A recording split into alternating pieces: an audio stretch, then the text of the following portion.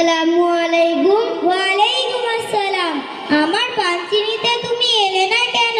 না রে, ওখানের পরিবেশ আমার মেয়ের প্রতি প্রভাব পড়বে, সেই জন্য আমি যাইনি। আচ্ছা, বিয়েতে অবশ্যই আসবে। বিয়েতেও আসতে পারবো না। কেন? তুমি এলে আমরা তো মজা করতে পারবো না। আর সেলফি নেব কার সাথে বলো?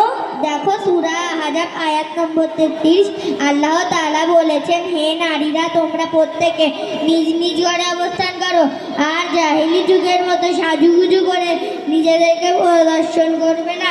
আর ওই দিন তুমি সাজুগুজু করে বসে থাকবে, সকলে তোমাকে দেখবে, পিক তুলবে।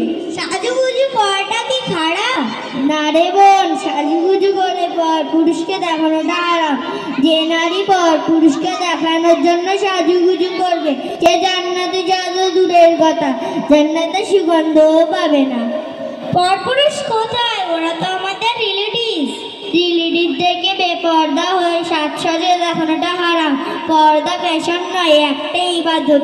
আমরা মনে করি শুধু দুনিয়াতে আর মৌতে বাড়িতে বোরকা পরে যেতে হয়, আর বাকি সব জায়গায় so beautiful, so elegant, just looking like আ ওয়াও। ওসব কথা বাদ দাও, এই একটা দিন মজা করব না? এই দেখো, আমার পাঞ্চিনির দিন এত সুন্দর সুন্দর পিক তুলেছি, কেমন লাগছে বলো?